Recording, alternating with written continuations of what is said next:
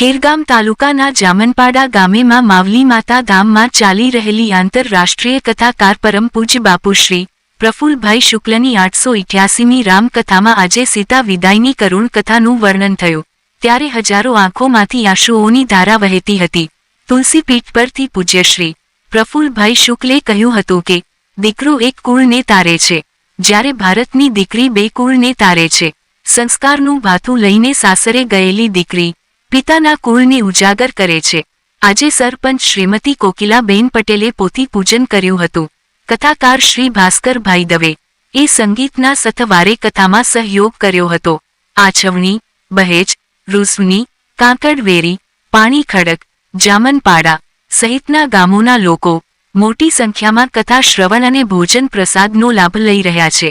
Sound સિસ્ટમવાળા દેવુભાઈ Patel ગાયક તરીકે સાથ આપી રહ્યા છે. માં માવલી માતા ટ્રસ્ટ દ્વારા ભોજન ભંડારો ચાલી રહ્યો છે. આજે વસંત પંચમીના દિવસે કથામાં સરસ્વતી મહિમા ગવાયો હતો. શનિવારે કથામાં કેવટની ભક્તિ પ્રધાન કથાનું વર્ણન કરવામાં આવશે. બ્યુરો રિપોર્ટ અભિનવ સુરત ન્યૂઝ ચેનલ. એડિટર પ્રકાશ પટેલ સુરત.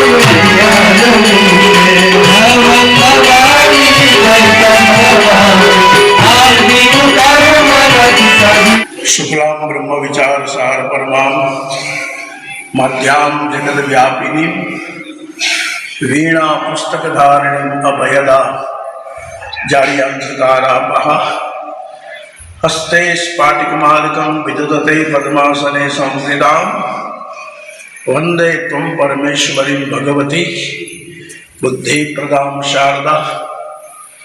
मावली माताना शरणे આજે વસંત પંચમીનો દિવસ છે અને વસંત પંચમી એટલે મા વીણા પુસ્તક ધારિણી સરસ્વતીની પૂજાનો દિવસ છે.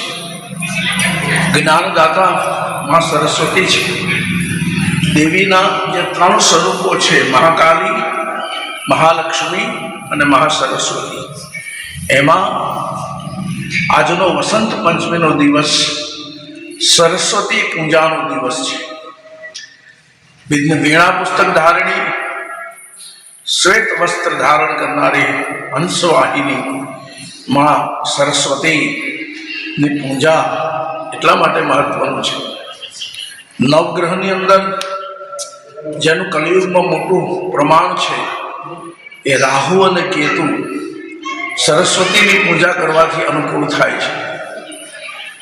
કલિયુગમાં રાહુ અને કેતુનો પ્રભાવ બધાથી વધારે છે. જીવનમાં જે અચાનક ઉત્પાદ થાય અથવા તો અચાનક પ્રગતિ થઈ જાય એ રાહુ અને કેતુ ઉપર આધારિત છે. સરસ્વતીની પૂજા કરવાથી રાહુ અને કેતુ અનુકૂળ બને છે. એટલા માટે દરેકે સરસ્વતીની પૂજા કરવી જોઈએ.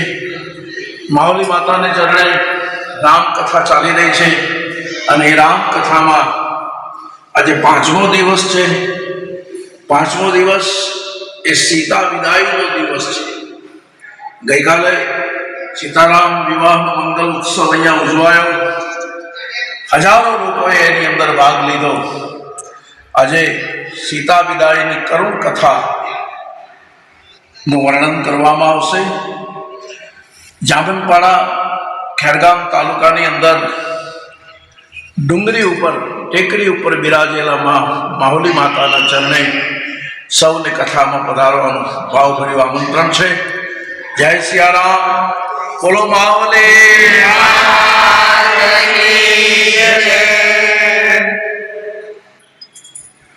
જય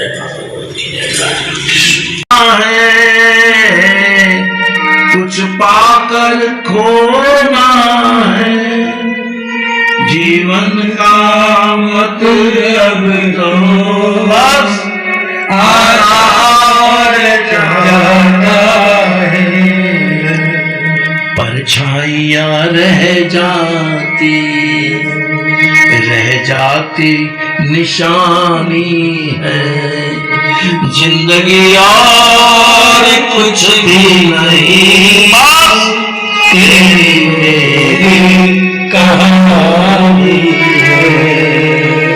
सुख ने दुख नो समन्वय सदाई जाए तो जिंदगी नो मरूप समझाई जाए। शायद उसी का नाम है दुनिया। कोई आ रहा है, कोई जा रहा है। इधर एक दूल्हा घोड़े पे चढ़ा है तो उधर एक जनाजा उठा जा रहा है। इधर वाह वाह, उधर ठंडिया है। शायद उसी का नाम है दुनिया। कोई आ रहा है, कोई जा रहा है। जनकपुर में आंसू वह्या છે, અયોધ્યામાં ગુલાલ ઉડ્યો છે। સીતારામના વિવાહની આ મંગલ કથા જે કહેશે, ગાશે, સાંભળશે, બધાના ઉપર જે આ પ્રસંગમાં સહભાગી બનશે એ બધાના ઉપર મારા રામની કૃપા ઉતરશે એવા આશીર્વાદ આપીને રામાયણનો પહેલો કાંડ માવલી માતાના ચરણોમાં અર્પિત કરીએ છીએ। ઇતિ શ્રી રામચરિતમાનસે સકલ કલિકંસ વિદ્વંસને વૈરાગ્ય સંપાદનનું નામ પ્રથમ સોપાન બાલકાંડ સમાપ્ત। રામાયણના 7 કાંડમાંથી આજે પહેલો કાંડ પૂરો થાય છે। હવે કેટલા દિવસ બાકી રહ્યા? આજે કેટલામો દિવસ? વીરાજી આપણે કેમ બોલે જ નહીં? કઈ જવાબ આપો મને। 5 દિવસ થઈ ગયા। હવે બાકી કેટલા રહ્યા? 4। હા 4 27 પૂર્ણાવતી છે રામકથા। હજુ 7 કાંડ માંથી પહેલો કાંડ આજે પૂરો થાય છે। બાકી કેટલા રહ્યા? 6। એટલે હવે જો જરાક ચિત્ત આમ તેમ ગયું ને તો ક્યાં પહોંચી જશું ખબર નહીં પડે। મન और चित्त को एकाग्र करे। बालकांड माताजीना चरणे अर्पण। जय